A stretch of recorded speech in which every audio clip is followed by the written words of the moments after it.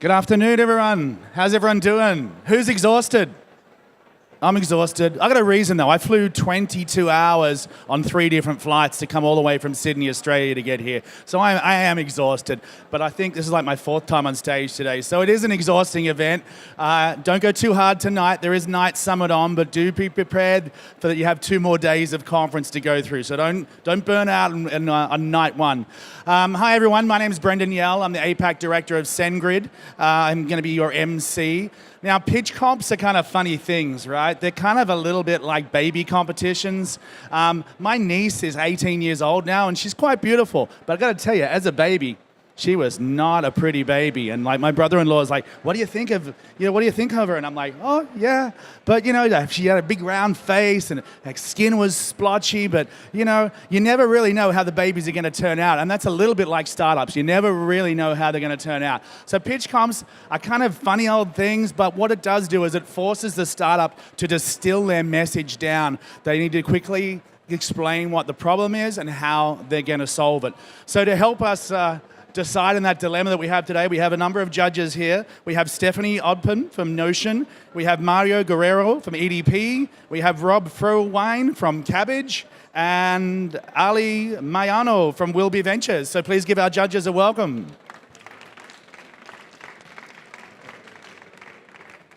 Now, the startups this afternoon will be pitching. They have 3 minutes on stage pitching, followed by 3 minutes questions. So the show does not stop here at Web Summit. And I just need to figure out who is first. We have Deb Skiller. So please welcome them to stage. Oh, you need that phone.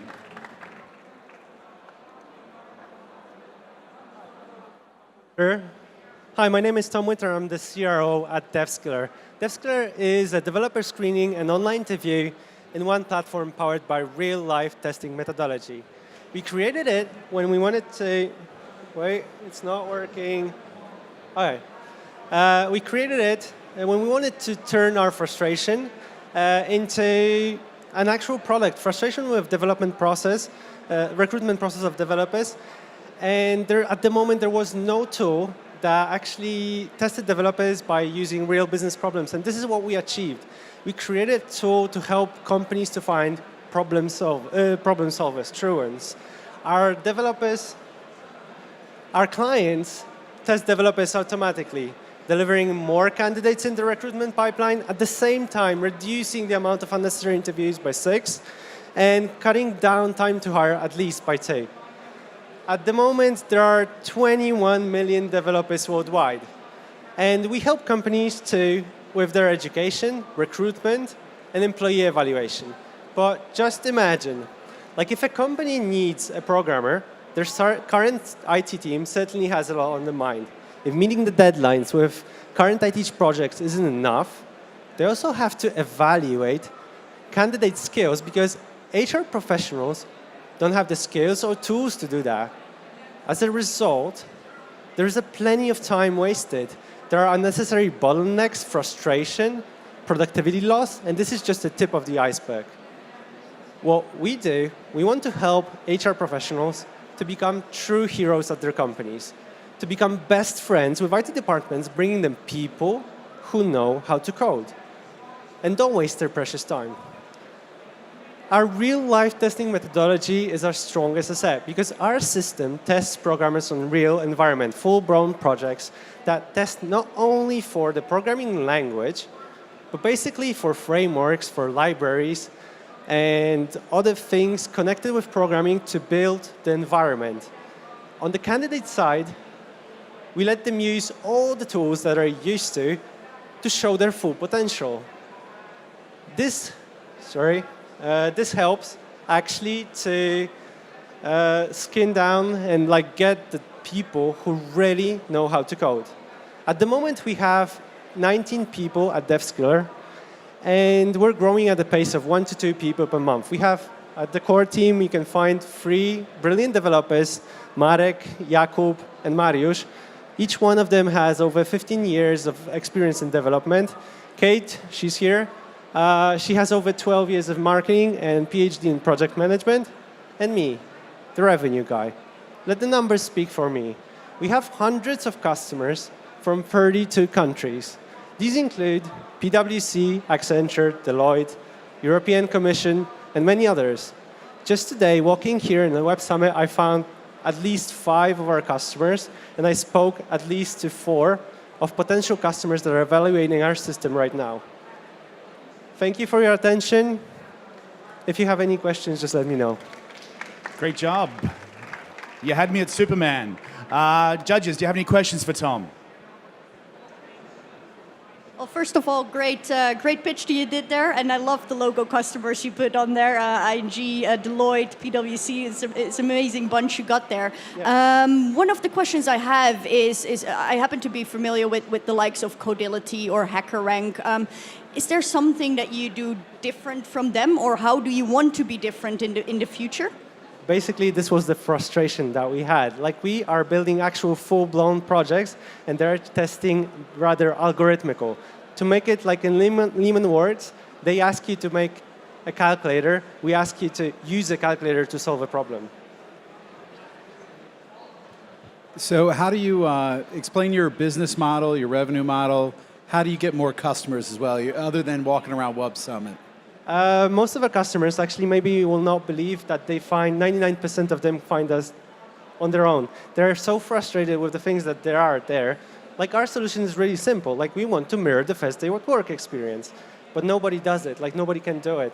And these companies that were, you've seen the logos, they just came to us because they heard that we're good in that. Like, and this is how the word spreads out. And we have like really amazing marketing team. Like, thanks you, Kate.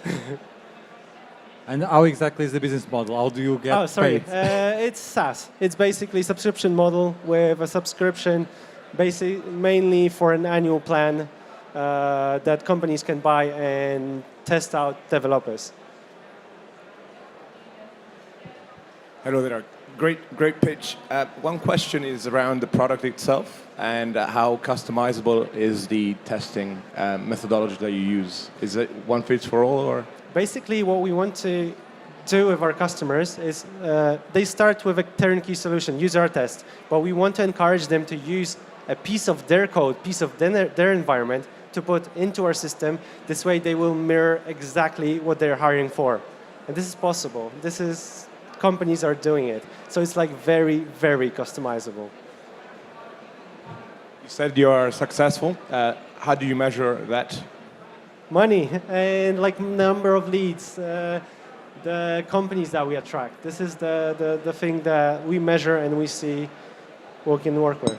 Last one. Retention of the employee recruited. Is there a criteria for that? At the moment, we don't get the final results. Like, we know if the person is rejected or accepted in the recruitment process, and this is something that we know, but we don't know the final result, which is hiring or not. Like, we're working on that. We have an idea how to get this data. Okay, please give it up for Tom from DevSkiller. Well done, great job. Okay, please welcome Mark from Nect. Good luck, Mark.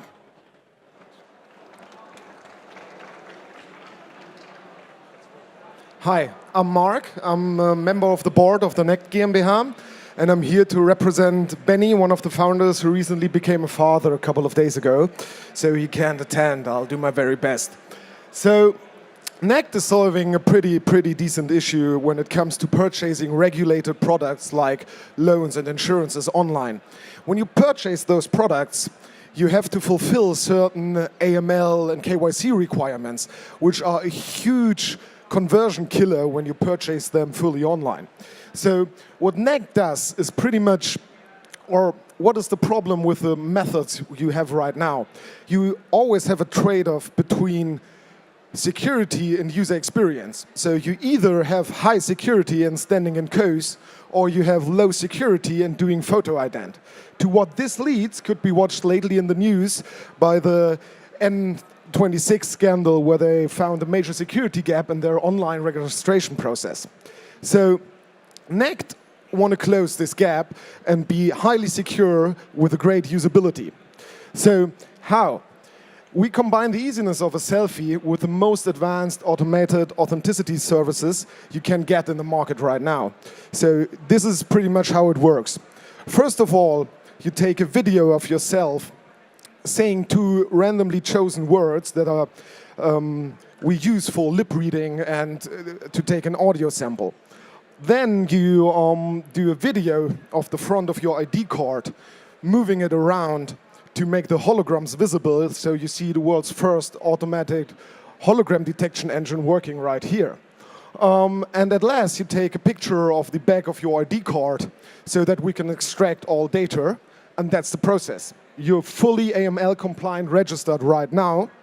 So we do a lot of security measures and security checks like real-time detection, liveness detection, face recognition, image forensics to make sure that it's you and your ID is a valid ID. So compared to the solutions you find in the market right now, we're way cheaper, way faster, and as there are no humans involved, we are scalable. Okay, so it's only an engine working on all the security protocols there. So we consider the market to be a huge market worldwide, a 20 billion market when it comes to digital identification services. And fortunately, after 2 years of development, NECT is live since 6 weeks with a top 5 insurance in Germany. We signed Zipgate, the biggest voice over IP provider in Germany, and we're starting to sign another clients. We have 4 more clients signed, considering them to go live in the next couple of weeks. So we're very proud what we achieved so far, what the team achieved so far, as all is proprietary technology. So that is NECT. Thank you for your attention. And now I'm looking forward to your questions. Thank you very much. Great job, Mark. Right on time. I like it. I like pictures when they're right on time. It shows that you've practiced and prepared. I had to. Well First done. time Extra pitch. points, judges. Yeah. Judges, do you have any questions here for Mark? The first question, is this available? I mean, is it market specific right now? Or are you available in the US, anywhere else? No, right now we're just live with one customer, more coming in Germany. But IDs are very, very simple to train to a machine because the security measures are standardized. You have an Interpol database with 128 IDs listed in. We just need one ID, 3 days to train the machine, and then we're capable to enter the market. So we're opportunistic there. We're based in Hamburg, starting with Germany, but we're really opportunistic, yeah. How do you deal with GDPR stuff and all that Great compliance? Great question. We are GDPR compliant, so we had legal opinions on that. So we store the data. We go in a contract with the customer who identifies himself. We store his data GDPR compliant, and that's it. So we have highly security measures on our product, on our backend, and how we store the data. So we consider it one of our advantages that we make sure that everything is GDPR compliant. Great. So I have 2 questions in one, actually. So I'm making it hard for you. So first question, are you using machine learning, or is it more of a rule-based system? And then secondly, related to that, I know in the States they're very much struggling right now to identify people with a darker skin tone. Is that something that you can work with, have tracked? Or Okay, we start with your last question.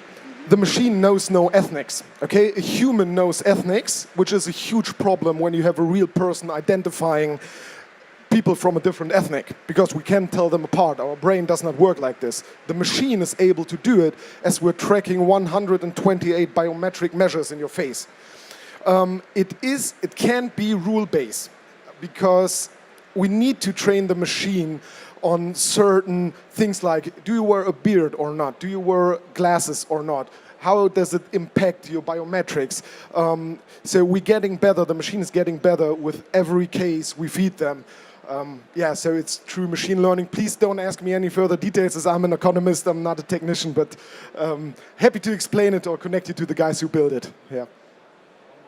Speaking of technician, I've had issues with the iPad here, so I may have missed the part where you talked about the team, or if you haven't, I skipped it. Yeah, I skipped it. How is that structured? We have most of the team are developers. The CEO Benny is a developer himself. We have 2 PhDs in physics who developing the computer vision and the backend.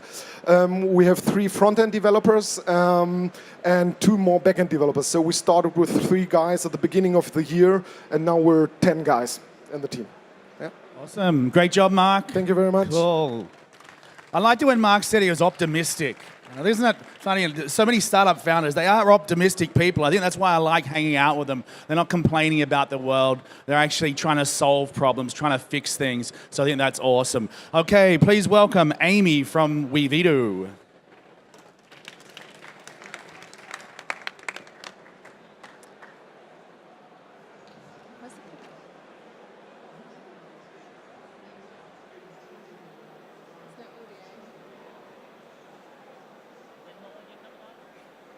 Choose, 'cause it's your day.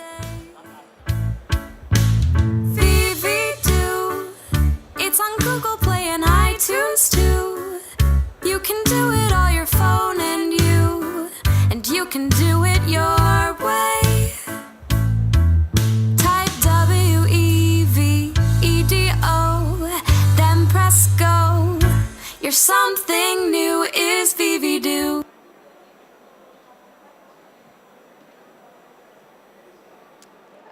I can pretty much guarantee that song will be in your head for the rest of the day, and if it is, then our job here is done. So Wevedo is transforming the way people create and manage events. We've created a revolutionary app which takes the stress and hassle out of wedding and event planning, minimizing time-intensive research and providing a centralized place for everything you need to create the perfect event. You've got suppliers who can market to a captive audience, and consumers can find and book everything they need for the perfect event all in one place.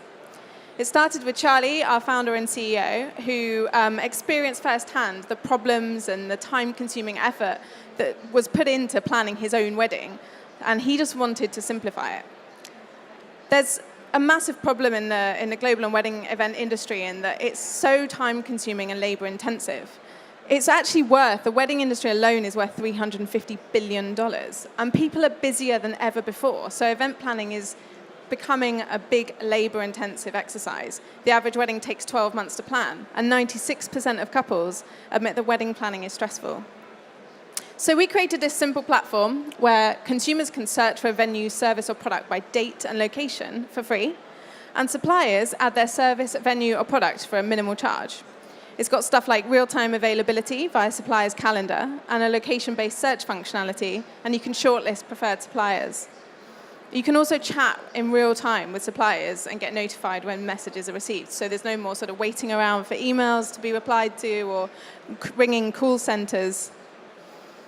The market opportunity is massive because the industry hasn't moved into the future yet. What we're doing is future-proofing event planning, and it's a massive opportunity for us. We've also only launched in August, and we've also got 1,000 users registered, 500 venues, and 150 suppliers. We project by the end of this year that we're going to have 20,000 downloads, and by May next year, it's going to be 100,000 downloads. And by May 2020, we're looking for 500,000 users with a 2.5 million revenue. And we've got this amazing team to take it forward. We've taken Charlie's simple vision and expanded it into a team of 10 to take it to the next stage. Thank you. Okay, great job. Joining Amy up on stage, here we have Charlie. Judges, do we have some questions for Wevedo? Yeah, I have a question. I understand the pain is real in planning a wedding. I just wanted to understand a little bit better what your unit economics are. You have to acquire these customers on the one hand that are only marrying once, hopefully. So you need to be profitable on that first transaction. How are you going to market, and how do you keep the cost low while kind of, I'm not sure what your take rate is in terms of the revenue model. How do you go about that? Yeah, absolutely right. So as a first time I experienced the same problem 10 years back.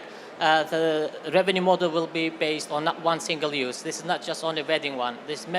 Wedding is just an entry point for us. This is mainly for birthday parties, funerals, graduations, baby showers. So any sort of event, you need something, either venue or suppliers, that sort of services you need. So you can find all of them in one platform instead of like the pain which I had is like finding a supplier, but they're not available. So you need to find another one, which is challenging. So the revenue model will be based on the supplier side of it. So user will be always free. So supplier is going to put a registration fee only, so once only.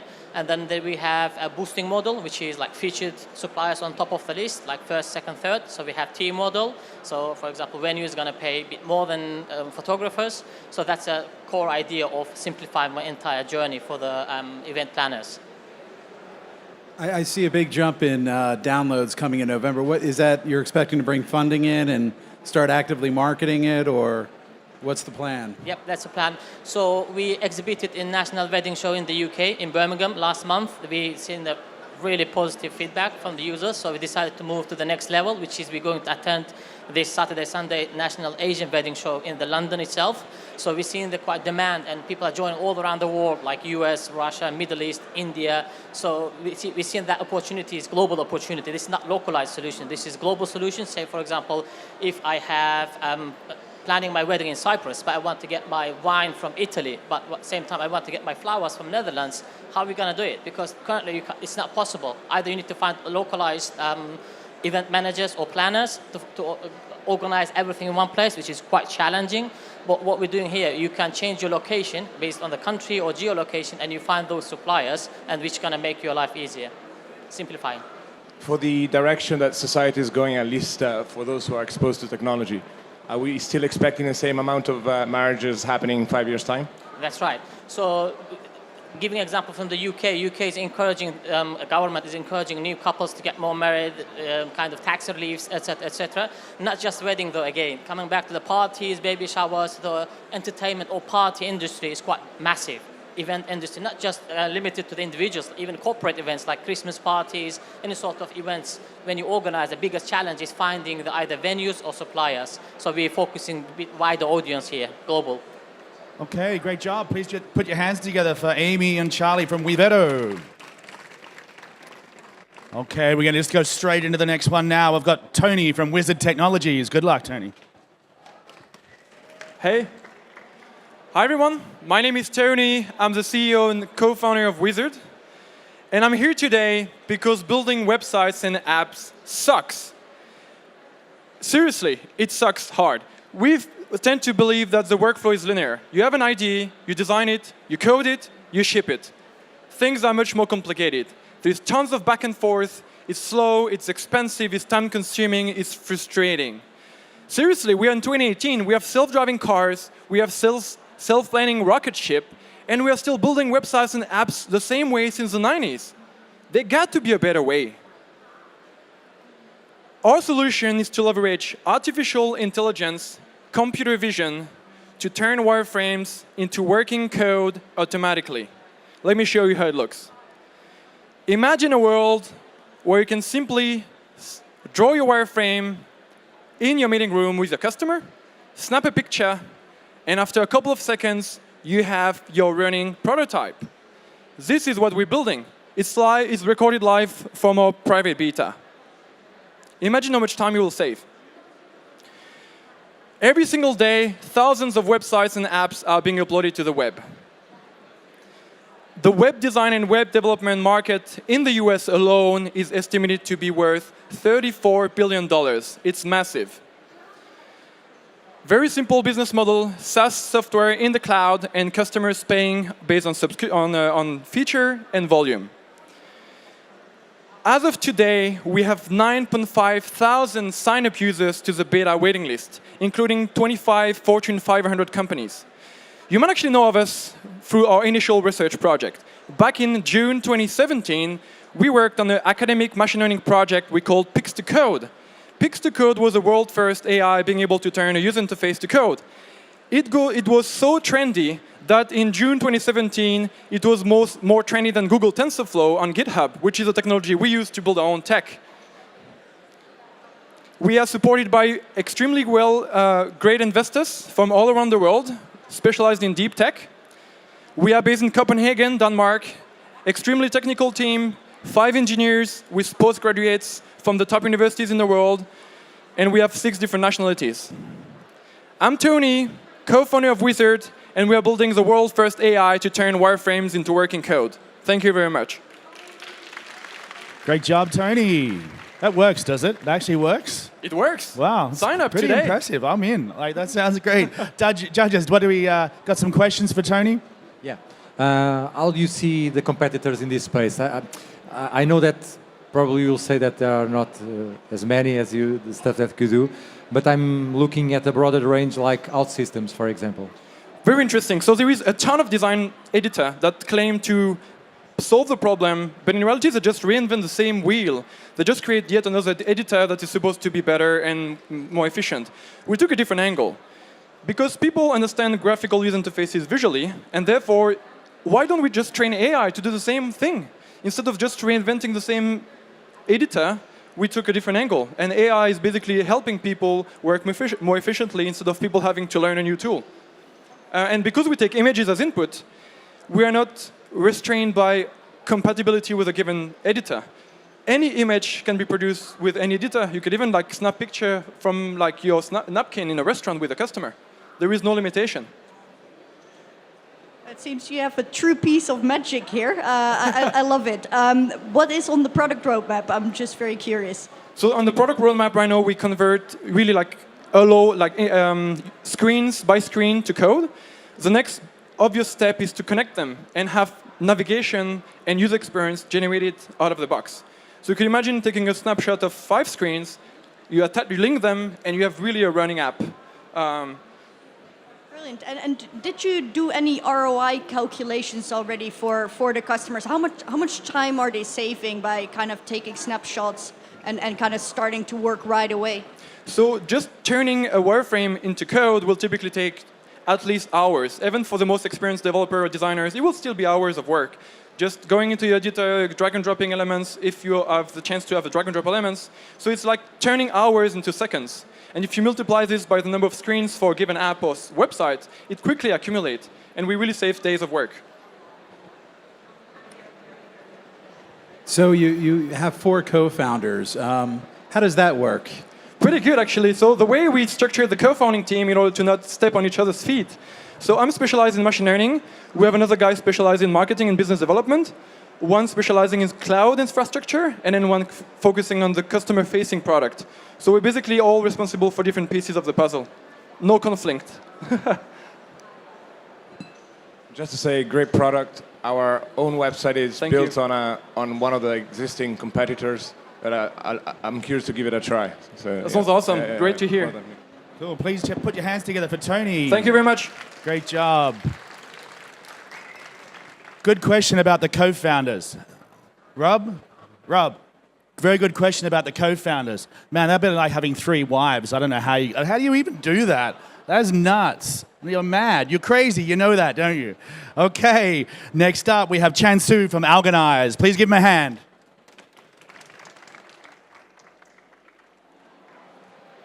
Hi, my name is Chang-Soo Lee, co-founder and CEO at Organize. We are providing AI-powered enterprise search and natural language processing AI API services and for enterprises. 2 interesting stats here.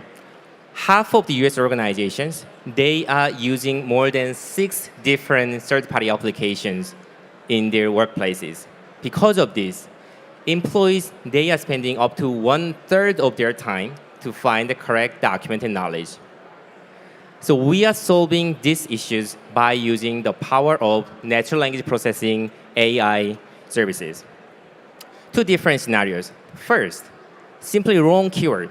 Let's think about there's a document whose title is Technical Specification of Web Dashboard. When you find this document, you just put a keyword such as engineering requirement of something. Then you cannot find the document because of the keyword mismatch. Some of the enterprise search products, they are solving these issues by making synonym dictionaries in advance, all manual. But in Organize, we are building these synonym dictionaries, also clustering all the similar documents automatically by AI power. Second case is, in more often than not, just employees, they don't even have a single clue of keyword. That is such like, what was that? That emails, from my coworker Tom sent me like 2 weeks ago. I saw about the SDK, what is it, right? So these kind of natural language queries, by using our best-in-class natural language understanding module, we can exactly pull what employee is asking about so that we can bring the exact documents that they are looking for. Here are our customers. We started our beta services this year, April, in Japan. And Deloitte, Konica, and KDDI, they are not just our loving paying customers, but they really love our technology. So now they are using our core natural language processing API to launch their new business. So there are some of the competitors out there, but all of them are not really using the power of deep learning. I told you, building synonym dictionaries, all manual in advance, you need to set up in server. But AI can solve all these issues automatically. We have a strong growth. This year's deal pipeline is 200K already. And just let me tell you more about our technology. These all different type of natural language, our natural language understanding module can exactly pull who is the person, your coworker, and what is the document sources, and what is the time, and what is the keyword. And so, for example, if you put like Jira issues, my coworker Mango created last month and about chatbot, then boom, all the Jira issues that my coworker made last month. And along with all scattered document sources and also with our recommendation, you are not losing any single important documents here. Okay. And I'm a serial entrepreneur. My previous startup has a successful exit by the US-based mobile ad tech company. And then I and my coworkers are sharing the experience of the building successful data-centric B2B business. Thank you. Great job. Well done. Judges, do you have some questions for Chansu? I really like the product. Can you tell me a little bit more? You had a couple of local customers already on the screen. What's your go-to-market strategy? I can imagine this product applies to many organizations worldwide. Where do you see the most traction currently? So we are seeing the biggest traction from the sales organization and the customer support organization, someone who need to connect the information and from the external customer side and also the internal product side. So in that type of the customers, they need to find the documents and knowledge as soon as possible. But most of the enterprise search product, and they cannot really do all type of the integration and then also AI augmented search ones. So we are getting the increasing traction and from those type of the department. And because of my previous company's successes, and we can get a lot of feedback, precious feedback, and from the Japan market. So we were actually focusing on Japan market this year, but from next year, we're gonna focus on US market expansion. Are you going to do that via channel partners, or do you do an outbound or inbound strategy? So we will do both of the strategies. So we are actually in pre-series round A, and then all of the ambassadors that I'm meeting right now is someone who can build our business in US market and then domain by domain. What exactly is the business model? How do you get your money from? Yeah. So as I mentioned, we are providing our product, and also we are providing solutions, kind of our core AI, NLP AI, the API services. So in product basis, and we are getting $50 and per user and per month. And so some of the customers, they are paying it annually or the monthly. And then in API model, so our plan is getting several bucks and per several thousand calls API. But as of now, the collaboration project is kind of this. In the middle of development. So we are getting the software development fee at this moment, but when the product is launched, we can get pay-as-you-go model of the API. I might not be asking the right question, but how much of an integration is required with your customers to get this up and running and incredibly effective and useful for them? Yeah, that is a great question. So the customers who are in high need of these kind of services is a big organization, but in big organization cases, they have the higher concern of the security. And then so that because of that, we are now providing this service as an on-premise and SaaS version. So actual integration, it's just one click. It actually happens pretty quickly. But we've been refusing, we cannot really make this service as an on-premise, but due to the high demand, and now we are providing the same services into the SaaS form and the on-premise form. Okay, please put your hands together from Chansu from Alganize. Great job. Interesting product. Okay, next up we have Marcus from Hybrid Stone. Welcome. Good luck. Hi, I am Marcos Ferreira from Hybrid Store. Well, who here wouldn't like to use apps without installing them? I think all of you. So that's why I will show you the first hybrid store for apps on the go and the first ecosystem for apps on the go. Why hybrid store? Because hybrid store will provide you apps without download, without installations, just open and use them. And you can use online apps, offline apps, even launchers. So you can also add apps to your home screen. But hybrid store is more than a new solution. It's a solution that smart cities needed. Any innovation is linked to an app. Just look around you at the startups at the Web Summit. And we have a lot of local services around the smart cities. And all of them would like to have an app to provide better experience to users. So it would not make sense for you to have to install millions of apps just to use once or a few times. I'm talking about airports, restaurants, hotels, etc. So Hybrid Store will be the first store that will connect apps with places through GPS, Wi-Fi networks, or just scanning a QR code. A problem solved by Hybrid Store. But Hybrid Store goes further. Hybrid Store will allow anyone build an app and without programming knowledge. Just using an intuitive interface, drag and drop, customized tools, and ready-to-use plugins. So Hybrid Store will promote social inclusion too, because we know the challenge of local services. That's why we will provide a back office for each app that will allow you interact with your team and allow your team interact with customers. Hybrid Store will bring new opportunities to developers because they will develop once for cross-platform using all native features, and since the app will be not installed, the chances to be launched is high. We know that this market is huge, since there is a lot of local service, millions, to 88 millions.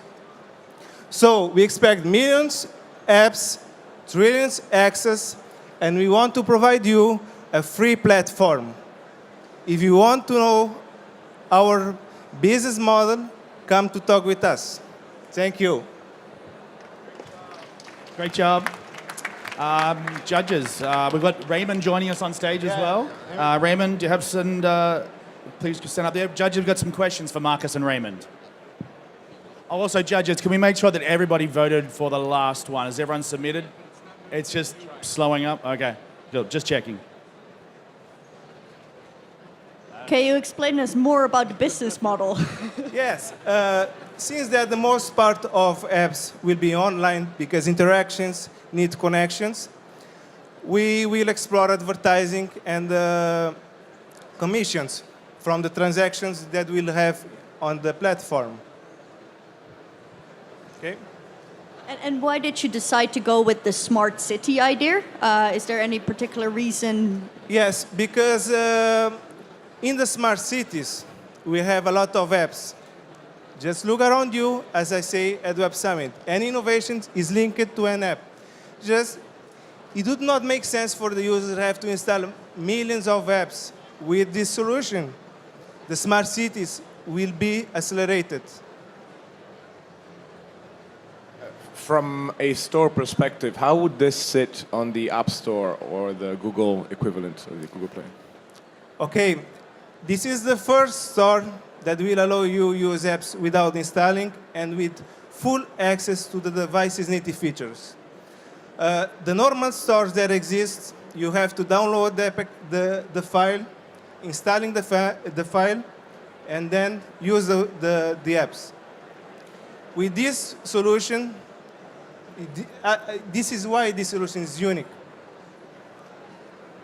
I respond to your question? No? You can. Right. How did you come up with the idea for this business? Where did it come from? Because I have a company that works with airports. And what I see, it don't make sense. You have to install applications just to access the flight information in an airport that we will travel just one time or a few times a year. And I see the opportunities for all the local services. And where are you in the development process? Well, like, where has the company launched? Are you in beta? Where are you in the... I didn't catch that. We just launched the beta on the Play Store. Anyone can go on our website and have access to it to try the... Oh, also, there is an option. We are working on it, but we want that the platform to come installed on cell phones so that it works together with installed apps, so the user can have both options. On punctual situation, you have an app that you just use once, you access directly. You go to a restaurant, hotel, you want their app, you go access, that's it. Or if you want to install, you always have the other stores. Yeah. Great job, guys. Please put your hands together for Hybrid Stone. Don't know if you noticed, these guys use a little trick in pitching just then, right? What you do is you leave out something really obvious, so then the investor, whoever you're pitching to, asks the first obvious question, and they just go bam with an answer. What was interesting was these guys actually told us what they left out, so it was kind of cool. Well done. Okay, last pitch for this session is Francesca from, where is she from? She's from Smarter Human. Give her a cheer.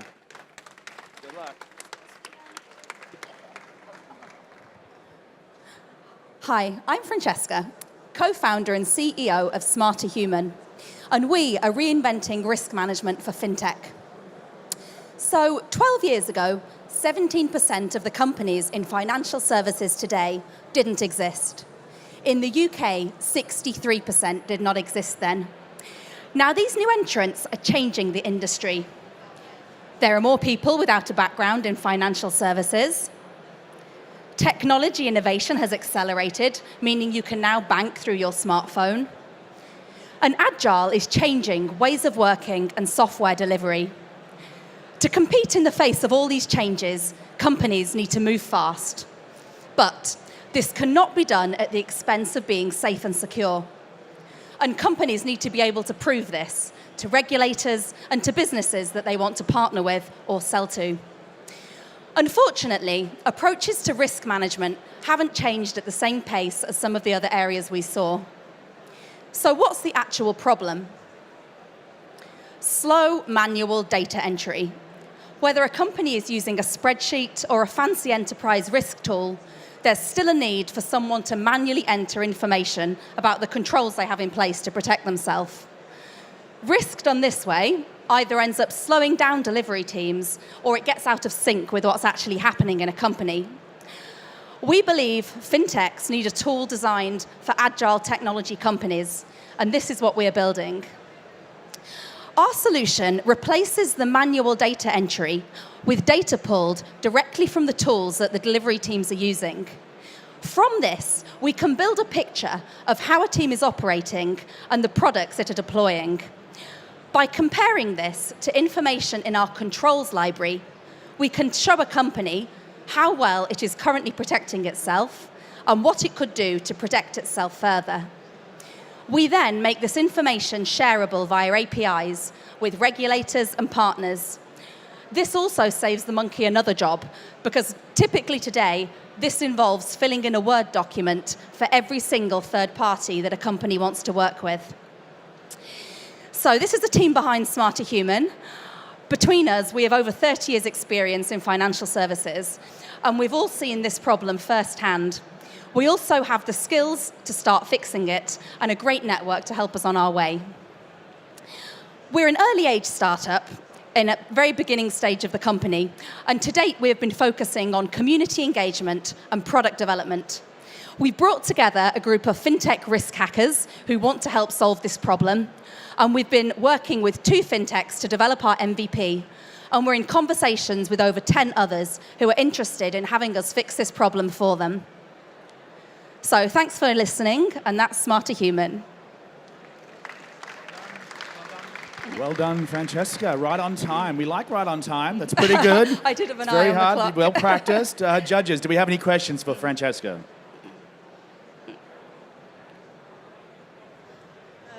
Brilliant pitch, first of all.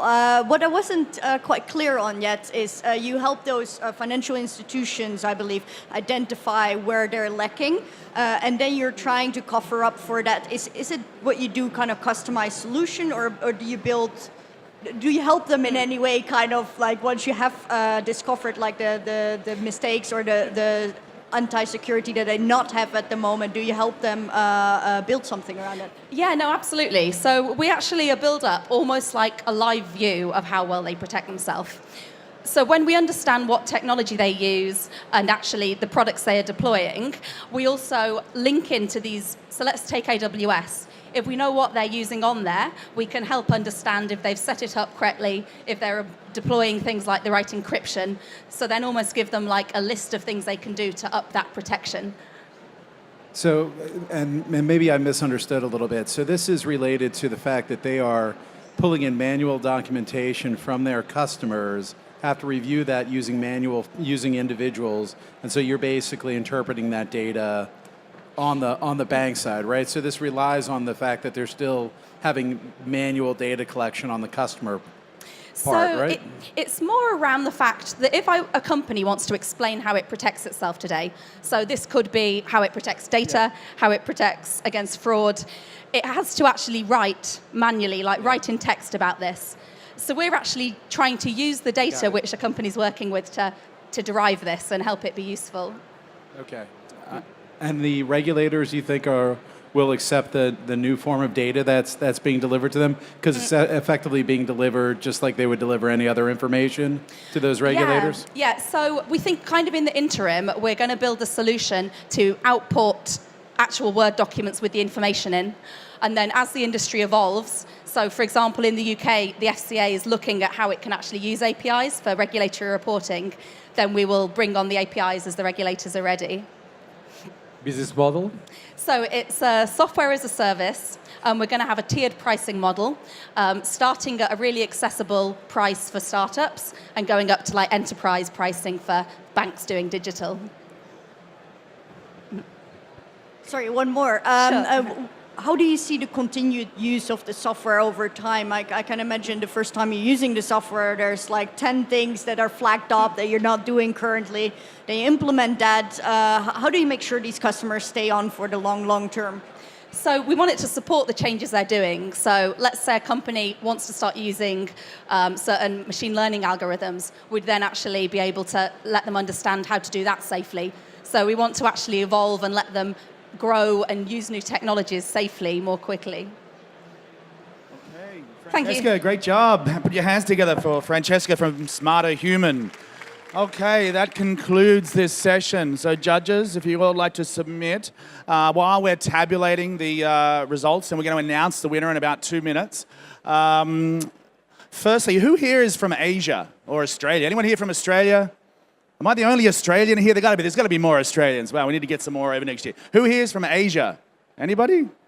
No, Asia? Come on, maybe a little bit. Oh, there's some over there. Hey, welcome, guys. If you guys are interested in finding out more about the Asian market and the Asian startup ecosystem, Web Summit run a conference in Hong Kong every year in July called Rise. Not quite as big as this. It's about 8,000 people. But check it out, risehq.com. It's a fantastic event. Now, I think you probably heard me say today that pitching kind of sucks. It's a really, really hard thing to do. I don't know how these guys get up and do it, sometimes not in their first language. So I think that's an awesome effort. But Ali, you hear a lot of pitches. What do you, when you're listening to a pitch, what's the one thing that you're looking for to kind of grab your attention? So within 3 minutes is always difficult to relay a lot of information, but probably the part that I'm most interested about is the team and understanding the journey that they've done to develop a certain technology and what drives them. I come in at a very early stage, so that's very important for me to understand their commitment and their sector know-how. What if it's a great team and a shit product? Well, I still talk to them, and I try to see what I can do with them. Yeah, I mean, it's not for us to judge, right? Like, I was living in San Francisco when the guys from Wevedo, which was like a music streaming service, launched this thing called Twitter. And I was like, that's shit. Who wants to microblog? Lucky I wasn't like judging the pitch comp that day. I'd be going, Evan, that sucks, man. I don't know why you're doing that. Give it up. Go back to the streaming service. What do you like to see in a pitch? Yeah, I think likewise the 3 minutes is almost impossible to manage. I think assuming zero knowledge, like all the startups did here today, but then taking the investor on that journey because they don't have that prior knowledge. So you want to see, hey, what have we done? Where are we now, and how are we fundamentally different from anyone else out there? So becoming more of shaping that vision on becoming a category leader, and kind of breaking that down, how to get there. That's something I'm always looking closely for. Okay, I like it. So you want to see some progress, but you also want to see some domain knowledge and some sort of, I call it the secret sauce, right? So what's fundamentally different about what you're doing? So. Absolutely, and it's the story that kind of sticks with me. I can't remember all the facts that are being thrown at me, but kind of like knowing where the founders come from and where they are right now and where they want to be is a story that I can easily remember, and that's kind of like the 3 minutes to make it stick. Okay. Rob, what about you? I mean, you hear a lot of pitches, you see a lot of startups. I've do you pitched like? many times. Yeah. I also like the story about it. I love the story that when in the beginning of the story, it reveals a significant market gap and a really great hook for solving that gap. Something that's truly unique. And then I also look for an entrepreneur or two, maybe 3, but not 4. No, I'm kidding. That has absolute passion around it. Awesome, thank you. Mario, I think you like to know how they're going to make money, right? Is that the thing? No, in fact, I'm from a IT background, so I try to understand exactly 2 things. One is what the pain that addresses, if it in fact is something distinguishable and it can affect many people. And the other thing is basically technology. In the pitch, how well the technology side is put together. That's what I try to understand. Okay, awesome. Well, the judge's decision is in. I was actually playing golf in America recently, and I sunk a putt, and I went to high-five the guy, and he just went knuckles. In America, there's no high-fiving anymore. So I'm going to bring back the high-five. Founders, get on stage. Everybody come up here. I'm going to just high-five everybody. Okay, well done, well done. Love your work, well done. Yeah, here we go, high fives. Yeah, see, I'm bringing it back. Long live the high five. Okay, and the winner for this session going through to the quarterfinals tomorrow morning is Uizard Technologies. You got a double, there we go. Okay, please also keep your applause going for our judges. Thank you for giving up your time this afternoon. We'll see you tomorrow morning when the pitch competition continues. Thanks very much.